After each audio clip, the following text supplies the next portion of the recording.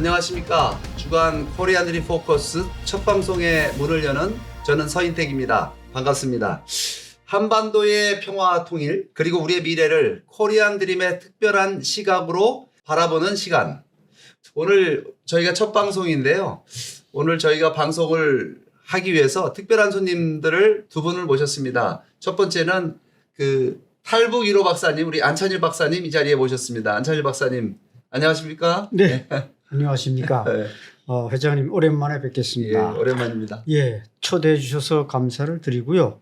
코리안 드림의 시각으로 현실을 분석할 수 있는 깊은 시간이 될 것 같습니다. 김일영 기자님 소개하겠습니다. 우리 김일영 기자님께서는 한 주간에 있었던 주요한 뉴스들을 브리핑해주고 또 소개해주는 그런 역할을 맡게 될 것 같습니다. 김일영 기자님 안녕하세요. 네, 안녕하세요. 반갑습니다. 열심히 하겠습니다. 예. 저희는 이 코리안 포커스라고 하는 이 방송은 통일을 지향하는 방송입니다. 예. 이 분단 체제를 어떻게 변화시켜서 통일을 실현할 것이냐. 그런데 이제까지의 그 통일에 대한 논의를 보게 되면 주로 방법론에 기초해 있습니다.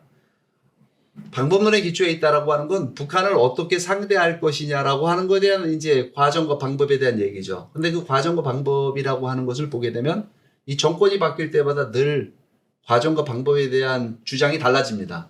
그러니까 진보 진영이 맡게 되면 이제 정권을 맡게 되면 대화와 협력, 교류 뭐 이런 것들에 방점을 줍니다. 소위 대북 유화책이라고 얘기하죠. 그러니까 지금 아마 이재명 정부가 아마 문재인 정부의 바톤을 이어서 아마 그런 스탠스를 가지고 북한과의 어떤 평화적인 상태를 만들어 나가고 신뢰를 회복하는 것. 이게 이제 주로 이 진보 정권의 모습이고 보수 정권이 들어서게 되면 그것도 다 뒤집어 엎습니다. 이거는 그냥 이제까지 우리가 해왔던 일들은 뭐냐.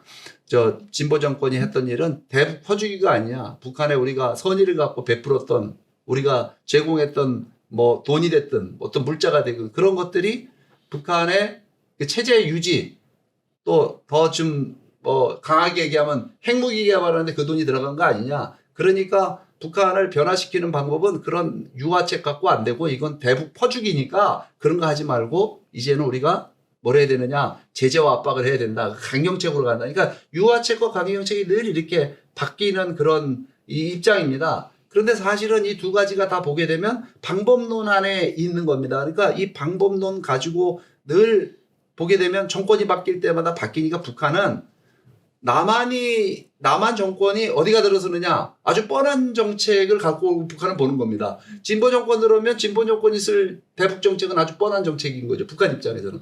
보수 정권이 들어서게 되면 보수 정권이 들어서서 할 북한의 대북 정책은 뻔한 정책이에요. 거기에 맞게 북한은 대응하는 거죠. 네.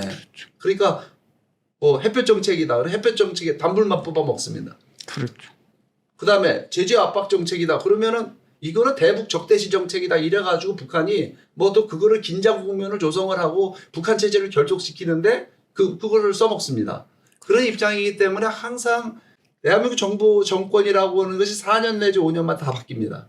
그러다 보니까 이게 일관되지 않은.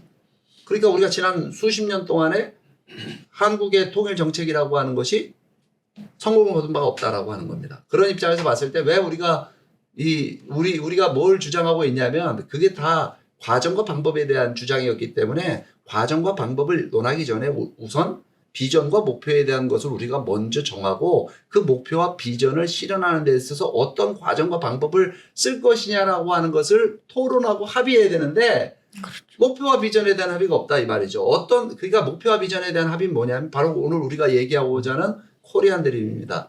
통일을 통해서 어떤 나라를 실현할 것이냐라고 하는 비전이죠. 자, 그러면 우선 오늘 첫 번째 주제를 한번 다뤄보도록 하면 좋겠습니다. 일단 주요 뉴스를 우리 김일영 기자님께서 한번 정리해 주시기 바랍니다. 네, 지난 10일 북한은 노동당 창건 80주년을 맞아 평양 김일성 광장에서 대규모 열병식을 열었습니다. 김정은 위원장은 폭우 속에서도 행사를 강행하면서 북중러의 강건한 연대를 과시를 했는데요. 이번 행사에서 공개된 신형 ICBM 화성 20형은 미국을 타격할 수 있다고, 미국 본토를 타격할 수 있다고 주장을 하고 있습니다.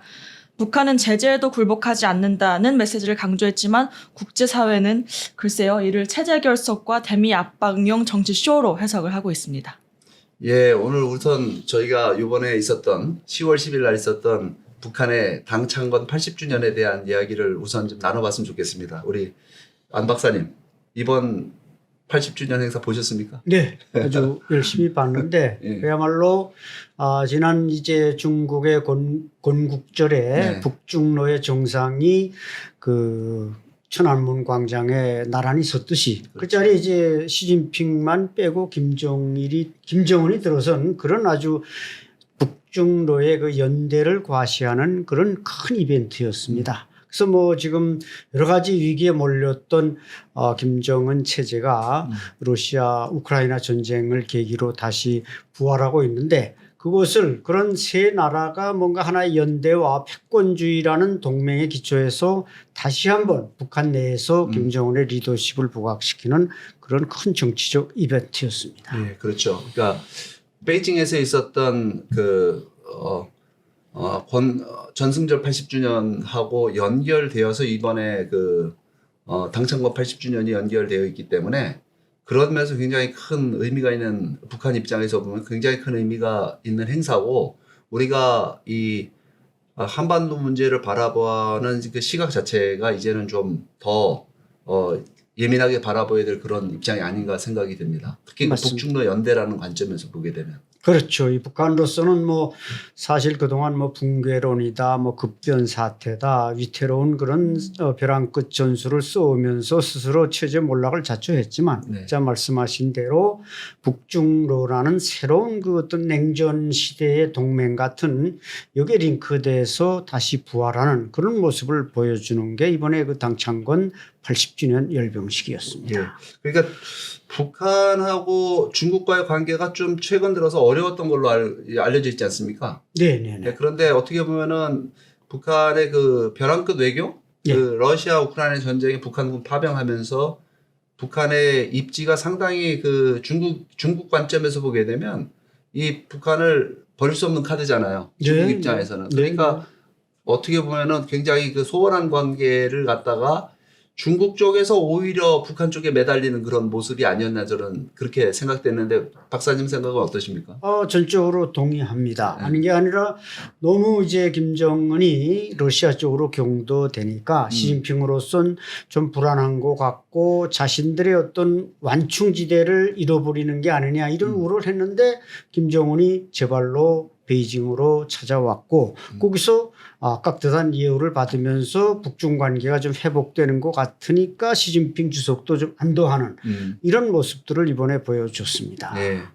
그러니까 그 북중러 연대의 틀에서 그 지난번 그 보게 되면 중국이 어떻게 북한을 상대하고 남한을 상대하느냐 이 부분 있지 않습니까? 그러니까 우원식 우리 국회의장이 한국의 어떻게 보면 의전서열 2위다라고 그렇죠. 하는 사람이 중국의 그 열병식에 참여했는데 사실 그 자리를 배정한 거 보게 되면 뭐 김정은부터 쭉 한참 뒤에 예. 뭐 그렇게 해놓고 하는 걸 보게 되면 우리 입장도 이 중국과의 관계에서 좀 어려워지는 게 아니냐 이런 생각이 듭니다. 네. 그런데 뭐 아닌게나 말씀하신 대로 이제 과거에 박근혜 대통령이 섰던 자리와 북한의 최용해 상임위원장이 앉았던 자리의 그 간격 못지않게 이번에 우리 국회의장과 김정은의 자리는 간격이 상당히 넓었습니다. 네. 그럼에도 불구하고 뭐 이번 또 에이펙에 10월 말에 에이펙에 시진핑이 오게 된다면 그것을 좀 뭔가 상쇄시킬 수 있는 기회가 주어질 거고 그렇기 때문에 뭐 북한으로서도 결국 만족하거나 자아도취할 수 있는 그런 분위기는 아니라고 생각합니다. 네. 지금 러시아 우크라이나 전쟁에 북한군을 파병을 하게 됐다는 것이 이제 북한 내부 상황을 놓고 보게 되면 굉장히 상당히 반발이 일어날 수 있는 그런 내용 아니었습니까? 그렇죠. 네. 네. 어느 정도 사상자가 나왔다고 박사님 알고 계십니까? 지금 뭐 200명, 400명 설이 있는데 전체 파병 숫자가 12,000명이니까 네. 그게 이제 파병 부대 특수군 사령부가 설치가 됐고 그 사령관이 김용복 제1부총 참모장이고 이번에 열병대회에 참가한 이창호 상장이 거기에 제1부사령관입니다. 그러니까 우리가 과거에 베트남 전쟁에 이렇게 그 사령부를 설치했듯 북한도 거기에 파병 사령부를 설치해서 하다 보니까 12,000명 이상이 될 수도 있고 그래서 아마 사망자는 지금 200명, 400명 설이 있지만 우크라이나의 그 드론에 의한 사상 살상률이 상당히 높기 때문에 저는 한 500~600명도 될 수 있지 않을까 이렇게 생각합니다. 예. 아무튼 북한 입장에서는 러시아로부터 상당히 지원을 받았겠네요. 네, 그 대가로서는 많은 밀가루와 또 군사 기술과 구축함 기술과 이런 게 들어왔기 때문에 세 개를 주고 하나밖에 못 받았다. 이렇게 이제 객관적으로 평가를 합니다만 단순하게 북한의 지금 국력이나 러시아로 놓고 볼 때는 그렇게 등가 비교라는 건 좀 곤란하고 북한으로서는 어느 정도 통치권자나 또 주민들이나 그 희생의 대가를 다 받지는 못했지만 어느 정도 만족하고 있지 않나 생각합니다. 네. 거기에 이제 중국까지 이제 북한과 관계가 이 정상화라고 하는 게 표현이 맞을까요? 아무튼 좀 더 우호적인 관계를 이렇게 가게 되는 건 중국으로부터 받을 게 또 북한이 있겠네요. 네, 북한이 지금 4대 세습을 준비하면서 나름대로 이게 뭐라고 할까 그 길을 새로 정하는데 시장 사회주의라는 모델로 가고 싶다. 그러니까 약간의 개혁 개방 또 베트남식의 도이모이 이런 걸 좀 배합해서 가고 싶은데 마침 북중 관계가 이번에 풀리고 나니까 그런 데서 좀 많은 중국의 백업을 받지 않을까 이런 희망을 가지는 눈치가 보입니다. 그러면서 어떻게 보면은 김정은 체제의 안정화를 그렇죠. 추구하겠죠. 그렇죠. 이 경제적인 뭔가 이 지금 경제적인 니즈를 갖다가 북한 주민들에게 해결해주지 않으면 결국 정권에 어려움이 올 테니 그런 입장에서 볼 때는 이번에 김정은 정권 입장에서 보게 될 때 중국하고 러시아와의 관계를 저렇게 강력하게 북중러 연대로 만들어 놓으면 경제적으로도 상당히 큰 효과가 있고 그뿐만 아니라 이제 체제 결속이라는 측면에서 대단히 의미 있는 성과를 거뒀다. 북한 쪽에서 그렇게 볼 텐데 중국과 러시아 입장에서 북한을 가까이 하는 거에 대해서는 어떻게 생각하세요? 그러니까 중국 쪽에서 말입니까? 러시아는 지금 우크라이나 전쟁을 하고 있는데 우크라이나 전쟁이라는 게 미국을 포함해서 서방 세계 전체와의 이제 중국의 싸움이지 않습니까? 그런 싸움 속에서 아마 지금 이 러시아가 북한하고 가깝게 이렇게 하는 거에 대해서는 상당히 이미지 손상 부분은 이건 피할 수 없는 그렇죠. 거죠. 그러니까 단기적인 입장에서는 이제 쿠르스크 전장 쪽에서의 유리한 국면이 있겠지만 장기적인 입장에서 보게 되면 러시아라는 나라의 어떤 국제적인 위상이라든가 신뢰라든가 이런 게 이제 무너질 수 있는 그런 상황인 거죠. 제가 이 질문을 드리는 건 과연 이 북중러 연대가 지속 가능한가? 북한의 입장에서는 계속 끌고 가고 싶지만 그렇죠.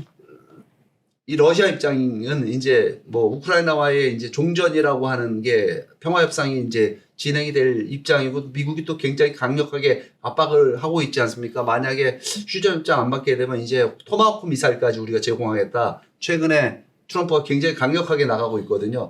그런 거 보게 되면 이것도 사실은 상당히 어렵고 거기에 미국이 이제 중국에 대한 제재를 굉장히 강하게 또 하고 있지 않습니까? 최근에 이제 이번 에이펙 정상회담 앞두고 시진핑하고 트럼프 간에 중국과 미국 간의 정상회담이 이루어지느냐 이게 굉장히 중요한 관전 포인트였는데 지금 미중 간 정상회담은 성사되는 것이 굉장히 불투명해졌죠. 왜냐하면 중국이 히토류에 대해서 상당히 그걸 전략적인 무기를 삼으려고 하니까 트럼프가 100%의 추가 관세를 미국이 100% 추가 관세를 중국에다가 부과하겠다. 11월 2일부터 실행이 되는 거로다가 보도가 됐습니다. 그런 입장에서 보게 되면 계속해서 미국이 중국에 대한 압박을 이렇게 강하게 해나가는 상황 속에 중국의 입지라고 하는 것도 국제사회에 본인들의 국가적인 위상, 소위 말해서 G2 국가라고 우리 한국에서는 얘기하지 않습니까? 그런 미국 다음으로 굉장히 미국과 패권을 다루는 국제적 위상을 가져야 되는 그런 나라가 이 북한과의 관계를 저렇게 아주 친밀한 관계로 만들어 나가는 것이 부담 요소로 작용할 수 있고 이것도 또한 그렇게 오래 가기는 저는 쉽지 않다. 아주 단기적인 그런 상황이다. 저는 그렇게 사실 분석하고 있는데 박사님 생각 어떠십니까? 네, 뭐 정확한 지적이신데요. 아닌 게 아니라 러시아나 중국이나 저렇게 좀 외톨이국가 북한을 껴안는다는 게 여러 가지 상징적인 면에서 명예가 훼손된다는 건 알지만 이제 실리를 선택한 겁니다. 러시아는 정말 목숨을 바쳐줄 군인이 필요하다 보니까 북한에 손을 내민 거고, 그리고 또 이제 북중로라는 동맹이 한미일의 동맹에 대적해야 되니까 현 상황에서 이제 말씀하신 대로 이게 G2, G3에서 러시아로서는 중국과 손을 잡을 수밖에 없고 그래야만 또 미국을 견제하다 보니까 이런 역학관계가 형성되는 것 같습니다. 그렇습니다. 예. 그러나 그런 입장에서 봤을 때 우리가 참 우리 정부가 대외 정책, 미국의 북한에 대한 정책이나 외교 정책을 세워 나가는 데 있어서 그런 부분들을 놓치지 않고 저는 바라봐야 된다고 봅니다. 그러니까 현재 북한이 내세우고 있는 이제 우리가 두 번째 토픽으로 다룰 게 이제 2개 국가론에 대한 내용인데 결국은 이번 북중러 연대를 저렇게 강력하게 만들어 나가려고 하는 그 속내가 뭐가 있느냐. 북한의 입장에서 보게 되면 북한 체제의 유지, 북한 체제의 안정화, 뭐 이거 아니겠습니까? 그런 입장에서 봤을 때 2개 국가론이라고 하는 것을 들고 나온 그 속내가 결국은 북한이 하나의 그 체제를 국제사회로부터 너나 또 남한과의 경쟁에서 남한이 워낙에 강력한 하나의 뭐 경제적으로 보나 모든 군사적인 어떤 문화적 역량으로 모든 면에서 남한이 월등히 앞서게 되니까 북한 입장에서는 결국은 뭐 통일이라고 하는 것을 내세워서 이거를 끌고 갈 수가 없죠. 왜? 남한에 어떻게 되는 이 통일이라고 하는 것이 이루어지게 될 때 두 개의 체제가 하나가 될 때는 힘이 세고 강력한 체제에 끌려가는 통일이 될 수밖에 없다라고 하는 아주 현실적인 것 때문에 결국은 2개의 국가론을 들고 나왔고 그 2개의 국가론을 결국은 인정받기 위해서는 북중러 중국과 러시아로부터 그 지지를 받는 게 저는 필요하다고 봅니다. 그런 면에서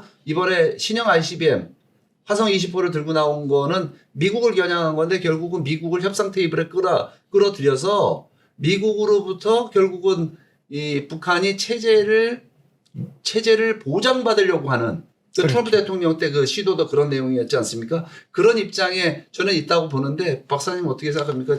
편하게 말씀해 주시면 좋을 것 같습니다. 맞습니다. 이번에 그 ICBM 화성포, 그러니까 북한은 화성에 포자를 꼭 붙이는 겁니다. 근데 이게 군사학적으로 이게 총이냐 포냐 미사일이냐 이건 이제 총과 포가 다른 건 구경에 따라 다르고 미사일이냐 포냐는 또 거리에 따라서 결정되는 건데 어느 나라도 그 미사일에다가 ICBM에다가 포자를 붙이는 나라는 없는데 북한은 왜 그걸 거기다 포자를 붙이는지 저는 좀 이해가 안 된다 이런 말씀을 드리면서 정확한 지적입니다. 지금 북한은 뭐 러시아, 중국 이런 그 강대국들과 어느 정도 균형을 잡았고 이제 미국과만 해결되면 체제 안정이 보장된다. 이런 확신하에 지난 4월에 벌써 10,000km에 달하는 그 화성포 19를 성공시킨 데 이어서 벌써 몇 달 만에 한 6, 7개월 만에 지금 또 화성포 20을 성공시키지 않았습니까? 네. 이것은 무려 사거리가 15,000km에 달함으로써 미국의 웬만한 요점을 다 공격할 수 있는 거리입니다. 그래서 이걸 개발하면 미국이 뭔가 좀 자신들의 어떤 협상 테이블에 나오지 않겠는가. 그래서 체제 담보를 받으려고 했지만 사실 뭐 미국이라는 게 그 정도 미사일은 막아낼 수 있는 능력도 있거니와 김정일이가 내미는 그런 레버리지에 그렇게 홀딱 반해서 테이블에 안 나올 테니까 좀 더 다른 방법들을 개발하는 게 좋지 않겠나 생각합니다. 그러니까 저희가 이 방송을 하는 이유는 뭐 일단 정보 전달이라는 차원보다도 이게 과연 우리가 통일을 실현할 수 있는 기회가 있느냐라고 하는 한반도 정세를 분석하고 이 지금 한국 사회에서 통일에 대한 여론이 지금 식어가고 있지 않습니까? 마치 지금 이 상황이 놓고 보게 되면은 이제는 통일은 물 건너갔다. 그러니까 뭔가 다른 우리 대책을 세워야 되지 않겠느냐. 그러니까 북한이 2개 국가론을 들고 나왔는데 북한이 들고 나온 거는 적대적 2개 국가론인데 우리가 평화적인 국가론을 통해 2개 국가론을 통해 가지고 뭐 어떤 실질적인 평화를 실현해 나갈 수 있지 않겠느냐라고 하는 것은 어떻게 보면은 지금 벌어지고 있는 정세 분석 속에서 일어나는 거라고 보거든요. 예. 근데 저는 그렇게 보여지지가 않습니다. 그래서 좀 전문가분들께 우리 박사님께도 좀 여쭤보고자 하는 건 뭐냐면 지금 북한이 북중로연대도 강화되고 있는 것 같고 그러니까 북한 러시아로부터 지원도 받고 중국으로부터 지원받는 아주 꽃놀이패를 들고 있는 데다가 ICBM까지 들고 와갖고 지금 미국과 이제 그 소위 말해서 통미봉남이죠. 남한과는 대화하지 않고 북한하고 미국하고 통하겠다. 그래서 미국으로부터 제재 보장을 받겠다는 아주 북한의 그 전통적인 그 뜻이 실현될 수 있는 그런 기회다. 네. 이렇게 보는 분들이 많이 있다 이 말이죠. 네. 현 정부에도 저는 그런 사람들이 많이 있다고 봅니다. 네. 어떻습니까? 그렇게 네. 보지 않습니까? 예, 맞습니다. 두 개 국가로는 이제 북한이 대한민국이 한 40, 50배 국력이 앞서 있으니까 대한민국에 먹히지 않기 위해서 만들어낸 게 이 두 개 국가론입니다. 이게 2023년 12월에 최고인민회의에서 두 개 국가론이 최초로 발설이 됐고 2024년 다시 또 적대적 두 개 국가론으로 규정됐고 지금 김정은이 그 스피치를 쭉 들어보면 적대국적 두 개 국가론이 헌법에 분명히 삽입이 됐습니다. 다만 그 문구를 지금 오픈하지 않고 있는 겁니다. 아마 내년 1월 제9차 당대회에서 거기서 당 규약에 그걸 삽입해서 공개할 가능성은 있으니까 좀 두고 볼 일이고 지적하신 대로 어쨌든 북한으로서는 지금 중로와 밀착함으로써 체제 생존은 보장받았는데 이 대한민국으로부터 다가오는 여러 가지 문화적 공세나 이걸 막아내는 길 그게 없다 보니까 이제 두 개의 국가론을 들고 나왔는데 현 정부에서 아이러니하게도 80년 동안 통일을 일관되게 주장해온 그런 적극적인 통일 언론자들이 있는 현 이재명 정부 들어와서 북한의 두 개의 국가론에 대해서 뭔가 좀 보조를 맞추려고 하는 이런 건 상당히 이건 정말 안타까운 일이고 저는 있어서는 안 되는 일이라고 생각합니다. 네. 그러니까 그 어떤 정책이 나왔을 때 그 속내를 우리가 들여다보고 또 그것을 역으로 이용할 수 있는 그걸 레버리지로 해서 우리가 원하는 바를 이룰 수 있는 입장이 돼야 되는데 뭔가 남북 관계를 보게 되면 항상 남한이 주도하는 거로 안 비춰지고 북한이 주도하는 것 같아요. 그렇죠. 북한이 어떤 정책을 내고 어떤 뭔가를 말을 하면 뭐 거기에 대응하는 거죠. 북한이 핵무기를 들고 나오니까 우리는 이제 비핵화 이렇게 나가는 거고요. 예. 그리고 또 북한이 뭐 대화하자고 나오면 또 우리 또 대화하자라고. 그러니까 북한이 또 이번에도 이제 두 개 국가론 뭐 적대적 두 개 국가론 들고 나니까 우리는 또 거기에 대응하는 평화적 두 개 국가론. 이런 식으로 해갖고는 근본적으로 이 문제를 북한 문제를 풀어나가는데 저는 어렵다. 우리 주도로 풀어나가기는 어렵다고 생각을 합니다. 역대 계속해서 좀 그렇게 왔던 거 아닙니까? 맞습니다. 그러니까 이 두 개 국가론을 북한이 내놓는 건 자기네 어떤 체제 방어 논리인데 그럼 우리 대한민국에서는 거기에 상응하는 우리 헌법 제4조의 가치에 맞는 논리를 내놔야 되는데 북한 당신의 말이 괜찮아. 그렇게 하면 평화스러울 것 같아. 이렇게 말하지만 그러면 남북 간에 지금 필요한 것은 평화도 중요하지만 통일이 더 중요합니다. 그렇죠. 왜냐하면 1천만 이산 가족이 아직 있고 3만 5천 명의 탈북민이 있는데 이 통일이라는 건 서로 자기 고향에 자유왕래를 할 수 있고 뭐 가족 친척 혈육 간에 상봉을 하고 이래서 통일을 하자는 것이지 뭐 단지 그 명분 때문에 그냥 두 국가가 합쳐야 된다는 이런 논리보다 현실적으로 필요한 것 때문에 통일을 하자고 우리 8천만 민족이 외쳐왔는데 북한이 단지 그 수구적 논리에 우리가 보조를 맞추어서 그래 통일보다 평화가 우선이야. 평화는 어느 정도 분단 체제에서는 보장되는 겁니다. 그렇죠. 현재 평화롭다고 얘기할 수 있죠. 그렇죠. 네. 그렇죠. 그리고 국방력을 잘 유지하고 뭐 철저한 안보 태세를 갖춰가면서 해야 되는 부분인데 문제는 그 언어라고 하는 것이 이게 철학을 배경으로 하고 있지 않습니까? 그러니까 무슨 얘기냐면 두 개 국가다라고 얘기하게 되면 우리가 5천 년 역사나 우리 민족이 하나의 지향이었던 어떤 우리 민족의 정체성 그렇죠. 이런 거 다 부정하는 얘기가 돼버리거든요. 네. 그 헌법의 문제만이 아니라 그렇죠. 철학적인 문제 우선적으로 이 역사적인 문제가 있습니다. 이거 간단한 문제가 아닙니다. 거기에다가 방금 말씀하신 헌법적인 그 대한민국 국가의 정체성의 문제 여기에 보면 우리가 통일을 지향한다라고 하는 것이 우리의 헌법적인 가치이고 그 다음에 헌법 3조를 통해 갖고 영토를 한반도를 포함한 그 부속 도서를 포함한 한반도 전체를 갖다 우리의 영토로 놓고 있고 이거를 지금은 북한을 우리가 일시적으로 체제를 인정하지만 그렇지만 그거는 뭐냐면 결국은 통일로 향해 가는 특수한 관계다라고 이렇게 정리가 돼 있던 겁니다. 근데 북한이 두 개국 가론을 들고 나왔을 때 우리가 거기에 마주쳐서 그러면 우리도 그걸 받아들이는 듯한 그런 형태로 가게 되면 이거는 지금 굉장히 심각한 문제를 네. 저는 야기한다고 봐요. 철학적인 문제도 있고 우리 국가의 정체성 문제도 존재하고 또 하나는 뭐가 있냐면 외교적인 문제가 굉장히 심각한 문제가 될 거라고 저는 봅니다.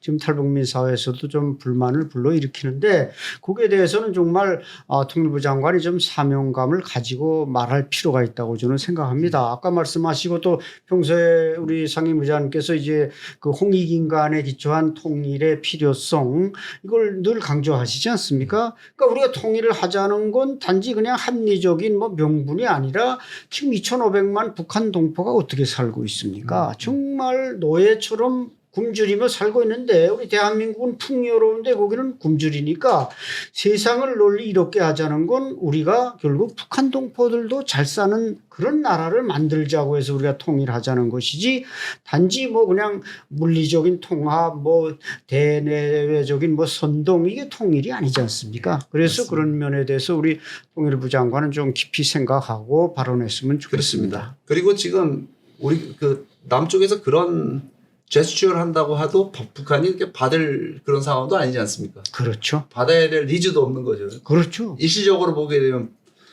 중국하고 러시아를 통해서 예.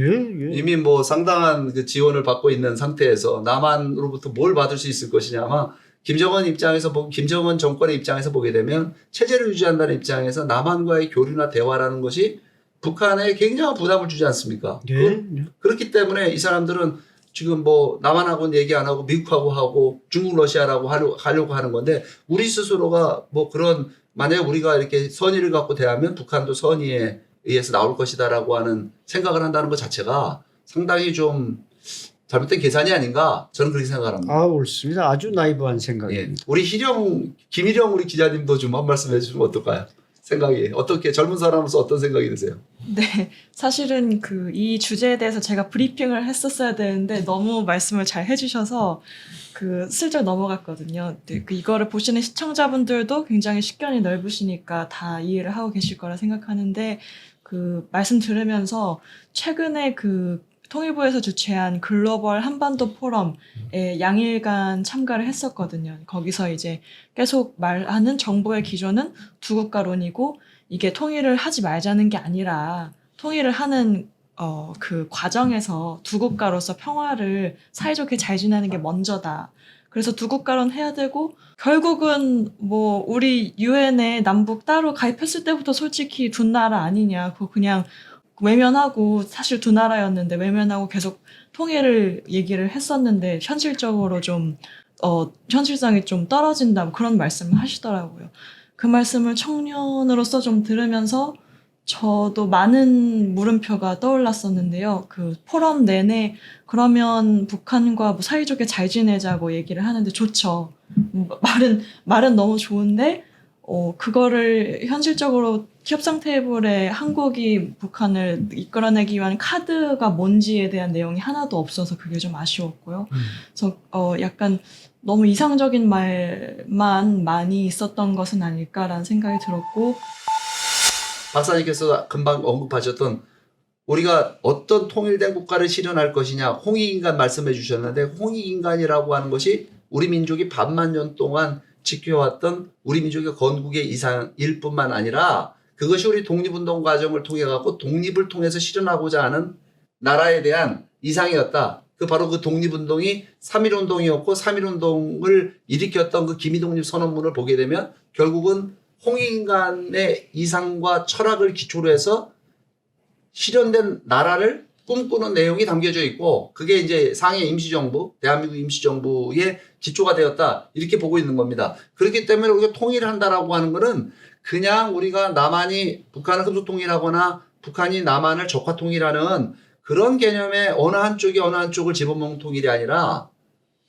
새로운 나라를 실현하는 거다라고 하는 거죠. 그 새로운 나라는 바로 이 홍익인간의 이상을 기초로 한 그런 나라를 실현하는 것이 바로 코리안 드림의 비전이 되겠습니다. 그럼 그와 같은 비전을 실현하는데 대한민국의 진보 세력도 있고 보수 세력도 있는데 어떻게 우리가 협력해서 이 비전을 함께 이뤄나갈 수 있느냐 이런 내용이 이루어져야 됩니다. 그런데 문제는 이런 논의에 앞서 지금 한국 사회가 통일은 불가능하다는 그런 회의론, 자포자기에 빠져 있습니다. 그래서 오늘 우리가 지금 논의하고자 하는 이 주제의 내용 보게 되면 북한의 그 열병식 그 당창법 기념일에 북중러 연대가 강화되는 상황이라든가 두 개 국가론을 들고 나온 이 상황을 보게 되면 아 이제는 우리가 통일이 불가능하구나 이렇게만 바라볼 것이 아니라 사실은 이 북한 체제가 지금 겉으로 보이는 건 그렇지만 굉장히 내구성이 떨어지고 있고 그 체제가 별로 이렇게 오래가기가 굉장히 어렵지 않느냐 이런 분석을 사실 이 주제 안에서 우리가 좀 지금 이루어지는 현상 속에 좀 바라볼 필요가 있다라고 하는 겁니다. 뭐 좋아 보이지만 이게 일치적일 수 있고. 그 중요한 말씀인데요. 아닌 게 아니라 북한이 지금 러시아와 중국에 링크해서 체제 보존을 한다. 물론 물리적으로 또 경제적으로 그들의 어떤 좀 후원을 받아서 도움이 될 수 있지만 동시에 러시아나 중국은 인터넷이 되는 나라고 문이 열려 있는 나라입니다. 그렇죠. 그렇기 때문에 북한이 그들과 교호작용을 하다 보면 자동적으로 그런 국제적 문물이나 이 추세가 북한으로 흘러 들어간다. 그런 면에서는 상당히 그런 지적은 정확하고 그렇죠. 또 통일의 분위기는 상당히 어두운 것 같지만 그런 면에서는 밝은 측면도 있다. 특히 북한으로서는 지금 김주애로의 4대 세습을 생각하는데 그 4대 세습은 3대 세습과도 또 다른 어떤 시장 사회주의 모습으로 변화된다고 할 때는 하나의 또 희망이 생기고 여기에서 코리안 드림이 말하자면 거기에 파급될 수 있는 여백이 생긴다. 이런 면에서는 저는 희망적으로 동의합니다. 그렇죠. 그러니까 지금 사실 두 개 국가론을 들고 나온 속내도 남한과의 체제 경쟁에서 북한이 어떻게 보면 패배한 거 아닙니까? 그렇죠. 모든 면에서 북한은 남한과 비교가 되지 않는 나라가 되어버렸고 그렇죠. 북한 주민들이 게다가 한국 드라마 뭐 영화 이런 거 한류에 젖어들다 보니까 이미 북한 주민들의 대다수가 북한보다 남한이 훨씬 더 잘 산다는 사실을 그렇죠. 그런 거 통해서 알고 있고 또 남한에 와 있는 우리 탈북민이 3만 4천 명 되지 그렇죠. 않습니까? 그 3만 4천 명이 북한과 어떤 방식으로든 북한에 있는 가족들과 연결이 되어 있고 예. 거기에 그런 정보들이 이미 전달되고 있는 상황이기 때문에 예. 결국 그 두 개 국가론이라고 하는 것이 북한의 어떤 위기론? 그렇죠. 거기서 시작된 거 아니겠습니까? 맞습니다. 맞습니다. 예. K-팝 데몬 헌터스 북한에서 인기라고 합니다. 그래요? 친구가 알려줬어요. 그렇죠. 그래요? 그걸 따라 부르고 다녀요 지금? 뭐 인기가 되게 대단하다고 그 친구의 아버님이 이제 딸한테 야 너 대해몬이라고 아니? 뭐 이렇게 북한에서 평양에서 되게 유행이라더라. 그래요? 되게 빠른 것 같아요. 예. 그러니까 마침 그 말씀이 나오고 이제 우리 김 기자님도 그렇게 지적했지만 저는 이와 같은 두 개 국가론의 스탠스 하에서 이 한류 지금 그야말로 한류 때문에 북한이 결국 두 개 국가론을 갖다 이렇게 우리가 결론을 얻을 수 있는데 또 제2의 한류가 하나 있지 않는가. 마이크를 주신 김에 제가 말씀드리고 싶은 것은 탈북자 가족 송금입니다. 이것은 돈으로서 북한의 지금 돈의 힘이라는 건 뭐 노동당보다 장마당이 더 세다 이런 말을 많이 하지만 돈이 상당히 센데 1달러가 지금 북한 돈 4만 원까지 이게 급상승했기 때문에 탈북자 가족 송금을 최근 탈북자들의 가족 송금이 좀 재개가 됐는데 요게 이제 정확히 팩트 체크가 아직 안 된 거지만 평양에서 당에서 그냥 탈북자 가족 송금을 좀 묵인하라. 이런 이제 첩보가 살살 들어오고 있습니다. 네. 그렇다면 얼마나 좋은 일입니까? 한류가 제2의 한류가 북한을 저렇게 두 개의 국가로 들고 나오도록끔 항복하게 만들었다면 이제 다시 이 3만 4천 명 탈북민들이 가족 송금을 통해서 그것이 제2의 힘이 되도록끔 한다면 우리는 또 보다 진화된 이 코리안 드림을 실현할 수 있는 하나의 통로를 열 수 있지 않는가 이렇게 저는 생각합니다. 그렇죠. 그러니까 지금 북한은 경제적으로도 매우 어렵죠. 물론 일시적으로 지금 뭐 러시아, 중국으로부터 지원을 받는다 하지만 사실은 그 구조의 문제지 않습니까? 이게? 그렇죠. 뭐 자원이 없어서가 아닙니다. 맞습니다. 북한 농토가요. 북한의 경작지가 남한보다 더 넓습니다. 예. 우리 인구는 5천만이 넘고 북한은 2,500만도 안 되는 인구인데 그 우리 영토보다 넓은데 인구는 절반밖에 없으면 예. 농사져서 식량이 부족하다는 게 말이 안 되는 거거든요. 그렇죠. 결국은 그 체제가 갖고 있는 비효율성의 문제 때문에 지금 어려운 거거든요. 그리고 네. 점점 더 어려워지는 상황이 되고 있는데다가 거기다가 빈부격차까지 또 북한에 그렇죠. 굉장히 강하다는 얘기를 들었습니다. 그 장마당을 오픈한 지가 벌써 굉장히 오래됐지 않습니까? 장마당 시작된 지가 얼마나 됐다고 보십니까, 박사님? 94년 이제 7월 8일 김일성이 죽고 나니까 고난의 행군이 왔고 그 고난의 행군의 토대 위에서 무슨 당국이 장마당을 만드는 게 아니라 그 밑에 주민들이 그쵸. 생존을 위한 수단으로 지금 발화된 게 장마당 경제 아닙니까? 누구도 막지 못하죠. 지금. 누구도 그건 뭐 막을 수 없는 그런 그 경제적 현상이기 때문에 그게 지금 거의 뭐 장마당이 없으면 북한 주민들은 살 수가 없습니다. 따라서 뭐 1달러가 4만 원이 되는 한이 있어도 또 뭐 소고기 뭐 돼지고기 한 킬로가 거의 뭐 3만 원 4만 원 해도 그래도 그냥 죽지 않고 살아가니까 이 장마당 경제를 우리가 어떻게 활성화시켜 주느냐 여기에 또 우리 대한민국 정부의 통일 노력도 포함될 수 있습니다. 예, 장마당 세대라고 얘기하잖아요. 그렇죠. 벌써 뭐 그 말씀하신 대로 보게 되면 장마당 세대 나이가 벌써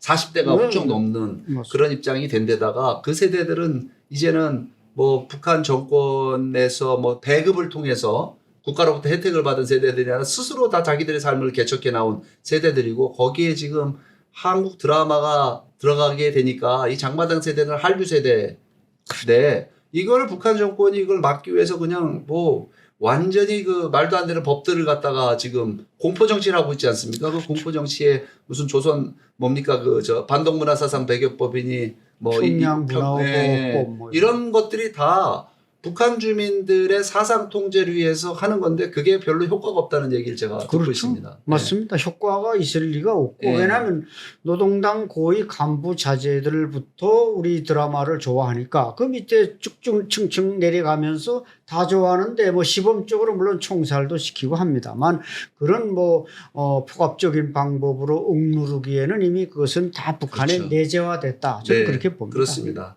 그러니까 그렇게 북한 내부는 지금 이렇게 골마가고 있고 어려운 상황으로 체제의 어떤 내구성이 떨어지는 상황 속에 지금 보면 북중로 연대가 착시 효과를 일으키는 것 같아요. 그렇죠. 착시 효과를. 그런데 이것도 보게 되면 아까도 우리 박사님하고 얘기했지만 일시적인 현상일 수 있다는 겁니다. 그렇죠. 일시적인 현상. 왜 일시적인 현상이냐? 러시아 우크라이나 전쟁을 좀 볼 필요가 있습니다. 러시아하고 네. 북한 간의 관계는. 예. 아무리 저 전략적 동반자 관계를 맺었잖아요. 그 사인하고 작년 6월 달인가? 그렇죠. 그 푸틴 만나 그거 하고 결국 예, 그 뒤로 지금 저기 파병도 하고 한 건데 전쟁이 끝나고 나는 러시아는 전후 복구를 해야 되는데 그렇죠. 결국 그 상대자가 누굽니까? 그 러시아가 지금 서방 국가들과도 막혀 있죠. 그렇죠. 예. 저도 얼마 전에 유럽 다녀왔는데 이 러시아가 서방 국가들로부터 신뢰를 회복하려면 수십 년이 흘러도 쉽지 않다. 그 우크라이나 전쟁이 남긴 하나의 그 문제입니다. 그 침략을 했기 때문에 그리고 지금 또 그런 입장에 러시아도 상당히 고립된 상황에 러시아 경제가 굉장히 어려워져 가고 있습니다. 처음에는 뭐 굉장히 자신 있게 얘기하고 러시아 전문가들 입장에 어떤 분들은 뭐 러시아는 건재하다. 왜냐하면 워낙에 깔고 앉아 있는 자원이 많기 때문에 끝도 없다라고 얘기했는데 사실은 그렇지 않은 걸로 지금 드러나고 있습니다. 왜냐하면 유가나 천연가스 이런 것들의 가격이 하락돼 버렸거든요. 그거 팔아먹는 이게 수출 물량도 줄어든 데다가 가격까지 떨어지는 바람에 러시아는 굉장히 경제적으로 어렵습니다. 그러니까 이 전쟁이 끝나고 나면 러시아는 상당히 그 러시아 경제를 활성화하기 위해서 뭐 서방 국가들이나 특히 우리 한국 관계를 정상화하지 않으면 안 되는 예. 그런 입장에 놓여 있습니다. 그렇기 때문에 러시아하고 북한 관계도 이것도 사실은 오래가지 않죠. 그다음에 중국과의 관계도 마찬가지일 겁니다. 예. 아까도 말씀드린 중국도 지금 미국으로부터의 경제 제재 이걸 어떻게 본인들이 중국이란 나라가 이걸 극복해서 중국 경제를 안정화시킬 것이냐라고 하는 것이 굉장히 중요한 과제인데 중국은 뭐 지표상으로도 지금 경제적으로 굉장히 어려운 거로 좀 드러나고 있습니다. 그 지금 중국 부동산 가격이 40개월 이상 하락, 4년째 하락이라는 겁니다. 우리 대한민국 한번 생각해 우리나라 주택 가격이 4년 동안 하락하면 우리 경제 어떻게 됩니까? 아마 부도나는 사람 굉장히 많을 거예요. 가게 파산되는 사람들. 중국이 지금 그런 입장으로 지금 가고 있기 때문에 중국 트럼프가 저렇게 매섭게 달려드는 거, 트럼프 대통령이 저 매섭게 미국이 달려드는 거를 중국이 벼텨내기라는 것이 굉장히 어려운 상황입니다. 그럼 결국은 중국도 북한이라는 아주 작은 경제적으로 무슨 의미가 있습니까? 그렇죠. 네, 지금은 아마 미국과의 협상의 어떤 칩으로 쓸 수 있는 협상 카드로 쓸 수 있는 면에서는 뭐 가치가 있을지 모르겠지만 장기적인 입장에서 보게 되면 그 결국은 국제사회의 일원으로서 그 중국이 당당하게 가기 위해서는 저렇게 핵 개발하고 그 다음에 주민들의 그 인권을 유린하는 그런 나라하고 이렇게 뭐랄까요 저 같이 서 있는 거 이거 아마 중국 그 시진핑이나 중국에 있는 많은 사람들이 오랫동안 그런 걸 유지하고 싶어 하지 않을 것 같다는 저는 생각이 듭니다. 맞습니다. 뭐 당연히 시진핑의 권력도 이제 뭐 얼마나 갈지는 모르겠습니다만은 북한이라는 체제는 그냥 안보상 완충지대라는 이해관계 빼고는 또 뭐 중국의 어떤 동북아 지역의 뭐 경제 잉여 상품을 좀 북한에 팔아먹는 뭐 이런 이제 쏠쏠한 재미 빼고는 중국으로서도 뭐 김정은 체제를 굳이 끌어안고 갈 필요가 없는 그렇습니다. 것이죠. 그렇기 때문에 과연 중국이 미국과의 관계, 뭐 러시아의 관계 여기서 북한도 하나 끌어들여서 그냥 동맹이라는 모습을 보여주려고 하지만 중국 지도부가 영원히 북한 체제를 이렇게 뒷받침해 주리라 이런 기대는 평양 정권도 해서는 안 된다고 봅니다. 그렇습니다. 그게 우리의 기회가 있는 거죠. 그렇죠. 거기에 거기에 찬스가 있습니다. 우리의 기회가 있는 거죠. 근데 그 기회를 자꾸 보지 않고 이거는 기회가 없다고 생각하니까 그냥 현상 유지라고 하는 거에 우리 정책 당국자들이 그렇게 하는 것 같아요. 근데 거기에 대해서 저희는 결연히 반대하는 생각입니다. 그렇죠. 그러니까 저희가 이런 이제 기회 요소로 보고 두 개 국가론을 자꾸 언급을 해서 북한 체제에 우리가 마치 북한의 주장에 동조한 듯한 그렇게 되면 이제 한국 사회가 결국은 뭐냐 북한의 노림수 중에 하나가 한국 사회를 분열시키는 데 있지 않습니까? 그렇죠. 그러니까 박사님 오랫동안 관찰하셨지만 북한의 대남 정책, 예. 북한의 대남 정책은 한국 사회 분열 아니습니까? 당연하죠. 철저하게 분열에 포커스를 맞춥니다. 예. 그런 입장에서 봤을 때 지금 그 한국은 그야말로 북한이 뭘 어떻게 주장하고 나오든 어떤 정책을 피력하든 우리는 변함이 없는 항구적인 목표와 비전을 중심으로 서 있어야 된다고 저는 생각합니다. 맞습니다. 저도 전적으로 동의하는 말씀인데 북한이 이제 그 두 개 국가론을 내세우면서 작년에 통일 전선부를 해체했습니다. 그러니까 노동당 10국으로 그 10국이 이제 대적국이라는 건데 어떻게 보면 또 도발적인 이름으로 바꾸면서 다운사이징은 했지만 이번에 또 이 노동당 창당 그 80주년 행사에 보니까 이선권 과거 통일전선 부장이 계속 노동당 부장으로 호칭이 되는 겁니다. 그 사람은 북한군 대좌 출신으로서 부장을 다른 부서의 무슨 뭐 국제부나 무슨 뭐 근로단체부나 이 부장을 맡을 자격이 안 되는 사람입니다. 그럼에도 불구하고 그 사람은 모름지기 아마 그 노동당 10국의 국장일 텐데 자꾸 언론에서는 부장이라고 호칭하는 거 보면은 말로만 다운사이징 했지 실제적인 그 기능이나 모든 면에서 10국은 과거 통전부가 가지고 있던 기능을 그대로 가지고 있자. 예, 그래서 항상 그 통전부의 기본이 바로 위장 평화 공세 아니겠습니까? 그렇습니다. 그래서 우리가 북한이 이게 두 개 국가론을 지금 유창하게 말하고 있다고 해서 그냥 거기 스텝을 맞추려고 하기보다 그 뭔가 그게 틈새가 너무 아까 지적하신 대로 많습니다. 그걸 뚫고 들어가서 오히려 우리 국력이 정말 40, 50배 앞서 있을 때 통일 코리안 드림을 실현할 생각을 해야지 북한하고 뭐 평화를 스탠스를 맞춰보자고 해서 이게 발맞추면 그건 결국 평양 정권이 유리한 일밖에 안 되는 겁니다.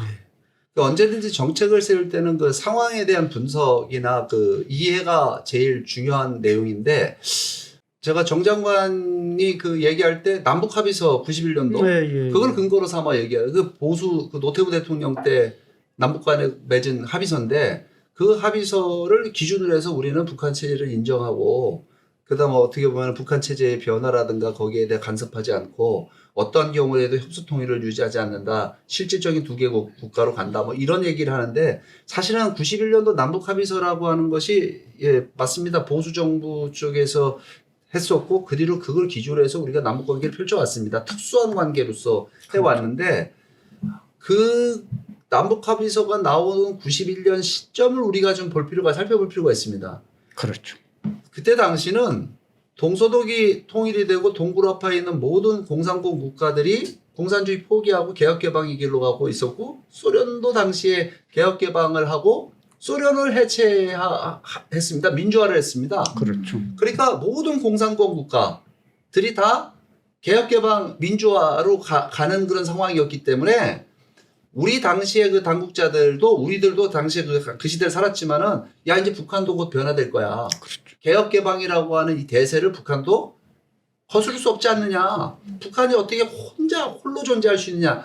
이런 생각을 했던 겁니다. 그러니까 북한 수도로 개혁개방 할 때까지 우리가 체제를 인정해주고 자연스럽게 소프트 랜딩 하기를 바랬던 상황이었거든요. 그렇죠. 근데 그 남북 합의서를 북한 지켰습니까? 그렇죠. 안 지켰죠. 예, 예, 북한은 진짜 모든 공산권 국가들이 개혁개방의 길로 갔는데 홀로 그걸 갖다가 체제를 유지하기 위해서 그야말로 공산주의보다 더한 뭐 소위 말해 주체사상이라고 하는 그런 사상을 중심으로 해갖고 3대 세습까지 지금까지 이어졌고, 지금 북한에 게다가 그때 91년도에 약속했던 게 핵무기는 개발하지 않겠다는 거였는데, 그렇죠. 핵무기까지 개발해서 지금 뭐 ICBM 신형 화성 20호까지 들고 뽀자시 열병식에 들고 나오고 있는 이런 상황인데, 이런 상황에서 91년도 그걸 근거로 했으니까 우리가 이건 말꼬리 잡는 거밖에는 안 되는 얘기입니다. 그런 근거가 중요한 게 아니라 지금 이 상황 속에 오늘 우리가 어떻게 북한을 변화시켜서 통일의 길로 이끌고 갈 것이냐라고 하는 목표와 비전을 우리가 더 명확하게 하는 것이 한국 사회를 분열시키지 않는 길이라고 저는 생각합니다. 전적으로 옳은 말씀인데요. 아니 게 아니라 북한이 두 개 국가론을 들고 나왔다는 사실은 이게 대한민국의 사실은 항복한 그런 문제입니다. 그렇기 때문에 우리가 적대 국가, 경쟁 국가 북한이 우리한테 항복한 이 기회를 뭔가 잘 받아들여서 거기에 대응하는 논리를 펼 대신에 북한의 말이 맞아. 아까 지적하신 그 남북기본합의서가 나올 때 정말 소련 공산당이 70년 만에 깃발을 내리니까 북한으로서 얼마나 불안했겠습니까? 그렇죠. 우리도 곧 끝나는 게 아니냐 이런 생각을 했다는 거.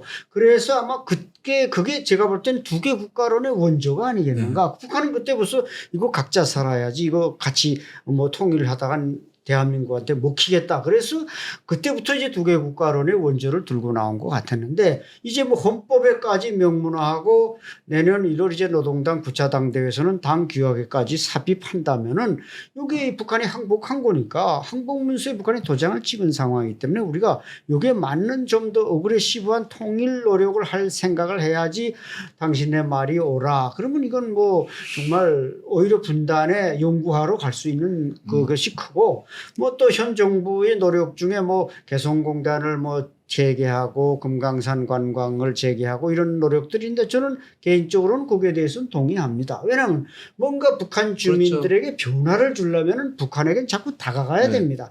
그런 면에서는 그런 발상들은 제가 환영을 하지만 김정은 정권이 말하는 그 공식적인 두 개 국가론이 그게 괜찮다고 이렇게 말하면 이것은 그야말로 언어도단이고 맞습니다. 자가당착이라고 맞습니다. 봅니다. 예, 그러니까 두 개 국가로는 북한이 뭐 이것도 앞에 적대적이란 말을 들고 나왔는데 굳이 여기서 우리가 두 개 국가론을 같이 호응해 줄 필요는 없다고 보고, 저도 박사님 말씀처럼 북한하고 대화를 하고 신뢰를 만들어서 반드시 필요하다고 봅니다. 그렇죠. 북한 정권을 우리가 도외시하고는 할 수는 없는 거거든요. 그렇죠. 근데 무엇을 위한 대화인가라고 하는 걸 우리가 생각을 해야 됩니다. 대화를 위한 대화나 그가 돼갖고는요, 북한에 철저하게 이용만 당고 말 거라고 봅니다. 우리의 목표와 비전이 분명하고 그 목표와 비전을 실현하기 위한 대화가 돼야 되는 거죠. 그러니까 맞습니다. 북한이 두 개 국가론을, 적대적 두 개 국가론을 들고 나왔을 때 우리는 그 첫 번째 이념 전쟁에서 저희가 승리해야 된다고 봅니다. 그렇죠. 너희들은 이제 우리 체제의 경쟁에서 실패했구나. 우리가 확실히 자유민주주의 체제라고 하는 것이 우월하고 모든 국민들의, 인민들의, 민족의 그야말로 더 나은 번영의 삶을 가져다 줄 수 있다. 자유롭고 번영하는 삶을 가져다 줄 수 있다. 이거는 이미 이제 결론이 난 거다. 그렇죠. 라고 하는 건 분명하게 명시해야지. 그것도 말하지 못한다고 한다면 그거는 저는 말이 안 된다고 봅니다. 예. 그리고 나서 북한에 대한 리더십을 우리가 행사해야 된다고 봅니다. 북한을 그럼 우리가 어떻게 리드해 나갈 거냐. 지금 아마 두 개 국가론 얘기 나오니까 저도 뭐 우리 탈북민들 여러분 아는데 대단히 붕괴하더라고요. 그렇죠. 그렇지 않습니까? 아, 그 맞습니다. 북한에 있는 그럼 우리 동포들이 지금 저렇게 정치범수용소에서 또는 저렇게 굶어 죽고 그냥 어려운 상황 속에 있는데 그걸 그러면 두 개 국가로 우리가 봐야 되냐는 거죠. 해방의 대상인데. 그렇죠. 예. 예. 그거를 분명한 사실을 갖다가 우리 말도 못하고 무슨 뭐 체제를 인정 그렇게 한다 해서 북한이 우리한테 야 너희들 이쁘니까 우리가 이제부터 대화하고 너희들 선이 나오니까 우리도 선이 나 이렇게 나가겠냐 이 말이죠. 그렇죠. 그런 이제 탈북민 언급도 하셨지만 북한 당국이 지금 우리 국가 우리 정부의 뭐 통일 관계자들이 두 개 국가론에 장단을 맞춘다고 대화에 나오거나 이러진 않는다. 그렇죠. 이거죠. 이 두 개 국가론 자체는 지금 뭐 전선 지역에 콘크리트 장벽을 쌓고 있지만 당국이든 인민이든 제도든 전 당신하고는 상대 안 하겠어. 왜? 상대하다가는 우리가 먹힐 테니까. 이런 물리적인 조건을 지금 우리한테 어필하는 건데 그 분위기를 읽지 못하고 그냥 우리가 좀 잘해주면 평양이 우리 스텝에 맞춰서 나올 것이다. 이런 생각은 이건 정말 이런 그 착각이 있을 수가 없는 겁니다. 북한 인민들이라는 것이 원하는 게 있고 당국이 원하는 게 분명하게 다릅니다. 당국은 소수이고 북한 인민이 중요한 거 아니겠습니까? 이런 환경에서 우리 정부가 이 두 개 국가론에 대한 해석을 정확히 하고 이제 물론 당규약이나 헌법이나 이게 들어가는 데 따라서 정부 태도는 분명히 이게 바로 잡히리라고 기대합니다만은 지금처럼 이렇게 흐리멍텅하게 쫓아가는 식으로 하면 우리 대한민국 국민들이 분노할 수 있습니다. 맞습니다. 그러니까 지금은 두 개 국가론을 얘기해야 될 때가 아니라 우리는 통일에 대한 비전을 알려야 될 때라고 봅니다. 당연한 그러니까 말씀입니다. 모든 협상은요. 제가 이렇게 관찰해 보면 그것을 선택할 수밖에 없을 때 협상이 가능해집니다. 그렇죠. 그러니까 북한이 대화의 테이블에 나오지 않으면 안 되는 그런 상황이 만들어져야 되는 거거든요. 과거에 그럼 북한은 왜 남북 대화에 그렇게 적극적으로 나서고 우리 과거 그 김대중 정부 시절에 예. 그 햇볕 정책에 적극적으로 호응했느냐? 그 남한밖에 도와줄 데가 없었거든요, 북한은. 그 북한은 대화에 나선 겁니다. 예. 왜 그러면 트럼프와의 회담에 김정은은 나설까요? 트럼프가 목줄을 잡고 있잖아요. 그냥 트럼프 미국이 목줄 잡고 북한은 생각하는 거잖아요. 그러니까 지금도 아마도 저 미국 대통령이 만나자 그러면 김정은 위원장은 아마 만나려고 저는 할 거라고 봅니다. 예. 왜냐하면 선택지가 거기밖에 없기 때문에 그런 겁니다. 그럼 우리는 그런 환경을 조성하는데 적극적으로 이 비전을 제시해 놓고 그 비전이라고 하는 것이 저희 코리안 드림이라는 비전인데 그 비전이 북한 주민들한테까지 전달될 수 있는 노력이 저는 돼야 된다고 봅니다. 북한 주민들이 통일의 비전에 공감대가 만들어지면요. 북한의 김정은이 가장 두려워하는 게 뭡니까? 미국의 핵무기나 아니면 항공모함 두려워합니까? 아니면 북한 주민들 두려워합니까? 주민들을 두려워하죠. 맞습니다. 그러니까 이 공감대의 확산이라고 하는 것이 그렇게 무섭기 때문에 북한이 외부 정보를 차단하기 위한 그런 공포 정치를 지금 하고 있기 때문에 이제 북한 주민들도 알 만큼 많다라고 봅니다. 그렇죠. 거기에 우리가 비전을 잰다라는 노력을 저희가 예. 해야 됩니다. 그리고 주변 국가들도 마찬가지입니다. 그러니까 이 주변에 중국이나 러시아나 미국이나 이런 국가들이 봤을 때 한반도를 통일시키는 것이 북한의 김정은 정권을 유지하는 것보다 훨씬 더 이득이 된다라고 하는 사실을 알게끔 하는 노력을 해야 되거든요. 그러니까 북중러 연대. 그러니까 지금은 한국은 외교도 지금 굉장히 딜레마에 빠진 것 같아요. 중국과의 관계도 지금 어려운 데다가 미국과의 관계도 지금 별로 그렇게 순탄해 보이지가 않습니다. 이런 모든 관계를 풀어나가는 데 있어서 제일 중요한 게 뭐냐면 우리나라의 대한민국의 항구적인 비전이 무엇이냐라고 하는 거에 대해서 명확한 게 저는 필요하다고 봅니다. 그거 없이 국제적인 이게 좀 뭐 긴 토론이 필요한 내용이긴 하겠지만 그런 거 없이 그냥 어떤 대응하는 차원에서 북한이 뭐 적대적 두 개 국가를 나와서 거기서 어떻게 연결고리를 만들어 갖고 우리가 평화를 실현할 수 있지 않겠느냐 이런 식의 대응은 뭐 논리는 그렇게 세울 수 있을지 모르겠지만 그건 논리에 불과한 겁니다. 실현 불가능한 관념적인 그런 면에서 저는 우리 안 박사님 같은 분들의 그 실질적인 북한을 경험하고 또 오랫동안 그 연구해 보신 분들의 말씀을 이 정부가 좀 귀를 기울여야 되지 않겠느냐 하는 생각이 듭니다. 어떻게 정동영 장관 만나실 계획은 없으십니까? 잘 찾아주질 않아 못 만나는데 어쨌든 그 중요한 지적입니다.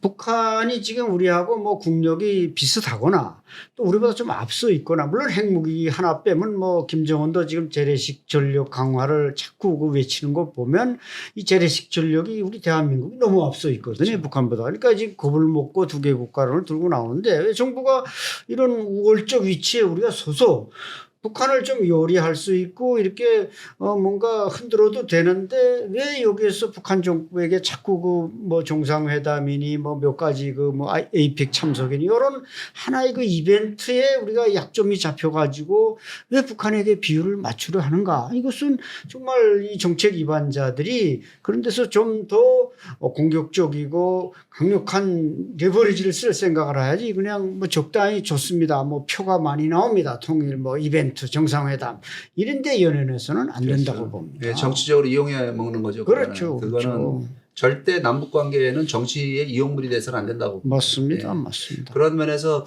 정말 이번에 그 북한에서 있었던 그 당창건 80주년이 보여줬던 거는 오히려 이것은 우리가 여기에 깔려 있는 통일의 기회를 볼 수 있는 그렇죠. 그런 입장이 돼야 되고요. 두 개 국가론을 들고 나온 것도 이것도 마찬가지로 예. 이거를 통일의 기회로 봐야 된다라고 하는 겁니다. 예. 그러니까 이 지금 근데 반대로 요즘에 한국 사회는 그렇게 보질 않는 것 때문에 오늘 저희가 이 코리안 드림 포커스 방송을 하려고 하는 겁니다. 앞으로 우리 안 박사님 자주 찾아주시고요. 예. 그런 좀 식견을 좀 저희들에게 많이 전달해 주시길 부탁드리도록 하겠습니다. 네, 코리안 드림은 뭐 지금껏 참 실천하는 통일 운동을 해왔고 그게 지금 국민이 좀 우리 대한민국 국민들이 젊은 세대들은 뭐 통일을 싫어하고 이렇게 하지만 통일보다 우리 민족에게 비전이 있고 블루오션이 없습니다. 맞습니다. 그래서 북한이 저렇게 두 개 국가론으로 문을 닫아매려고 하는 것은 북한이 우리에게 항복했다. 이렇게 우리가 긍정적으로 맞습니다. 받아들이고 또 북한 당국자들은 통일을 싫어하지만 북한 인민은 지금 통일을 전적으로 원한다는 거. 이게 이제 우리가 좀 희망과 신심을 가지고 이 코리안 드림의 그 미래지향적인 통일 운동. 이게 좀 국민들이 많이 호응해 줬으면 좋겠습니다. 예. 그러니까 한 가지 또 덧붙이면 중국과 러시아도 북한을 끌어들인 거 보게 되면 러시아도 별로 유리한 전쟁을 하지 못하고 있다는 거죠. 그렇죠. 의지할 데가 거기밖에 없는 거지 않습니까? 예. 중국도 마찬가지로 북한 김정은 위원장을 데려다가 뭐 여러 나라 정상들이 왔는데 가장 지금 뭐 최측근으로다가 정상회견은 이게 의전이 전부지 않습니까? 의전이. 근데 그 세우는 거 보게 되면 그만큼 중국 처지도 어렵다는 거를 사실은 세계 앞에 드러낸 사건이거든요. 맞습니다. 그런 부분들을 보고 우리가 어떻게 한미일 관계, 한국과 미국과의 관계를 우리가 잘할 거냐. 지금 뭐 관세 문제 이런 거 지금 달려져 있지만 아무튼 간에 이걸 어떻게 풀어서 미국과의 관계를 우리가 강력한 동맹 관계로 만들고 또 일본과의 일본을 우리가 어떻게 우리의 우호적인 관계로 만들 것이냐. 그래서 이게 지금 뭐 이 미국을 중심으로 서방 국가들 전체가 다 있기 때문에 사실은 미국을 힘이 없는 거는 단순히 미국만의 얘기나 뭐 트럼프 대통령만의 얘기가 아니라 전체 서방 세계 전체이기 때문에 이걸 어떻게 끌어들일 것이냐. 이런 부분들에 대해서 우리 정부가 더 심혈을 저는 기울여야 된다고 봅니다. 네. 네, 그래서 우리에게 기회가 분명히 있다. 그래서 네. 중요한 거는 이제 정부는 정부고 이게 시민사회 노력이 굉장히 필요한 것 같습니다. 예. 결국 통일이라고 하는 것이 정치적 협상이라고 하는 거는 언제든지 맨 마지막이었지 이게 맨 앞장서서 정치적 협상을 통해 통일이 실현되거나 이 물꼬를 튼 적은 없습니다. 정치권은 변하지 않는 항구적인 하나의 목표와 비전을 가지고 움직여주고 우리 시민운동이 사실은 굉장히 다양하게 이런 목소리들을 만들어내고 이 에너지를 만들어서 이 에너지가 이 통일에 대한 비전이 강력한 에너지가 돼서 북한까지 전달이 되고 또 국제사회에 전달이 될 수 있는 그런 노력들을 우리가 해나가야 되지 않겠느냐라고 하는 것이 오늘 저희가 이 코리안 드림 포커스를 통해서 다루고자 하는 내용이었습니다. 감사합니다. 우리 김일영 우리 기자님 마지막으로 하실 말씀 있어요? 네, 너무 뜻깊은 시간이었고요. 저는 일반적인 친구들보다 북에서 온 친구들도 많기도 하고 또 개인적으로 통일하지 말자라고 하는 게 책임 회피 아닌가 그런 그래. 생각도 저는 개인적으로 들고 있고 또 청년 세대가 주인의식도 갖고 시대정신도 갖고 전 대한민국이 잘 살았으면 좋겠고 전 대한민국 사람들이 행복했으면 좋겠고 그랬으면 좋겠어서 코리안 드림 비전에도 굉장히 2017년부터 이거를 접하고 좀 공감을 되게 많이 하고 있습니다. 그래서 이런 기회가 또 만들어졌으면 좋겠고 안 박사님이랑 이장님 덕분에 정말 많이 배운 시간이었습니다. 감사합니다. 예, 시청자 여러분 어떻게 뭐 첫 방송인데 좀 부족하지만 잘 보셨습니까? 앞으로 더 좋은 방송 만들어서 우리 찾아뵙도록 하겠습니다. 좋아요, 구독 부탁드리도록 하겠습니다. 감사합니다.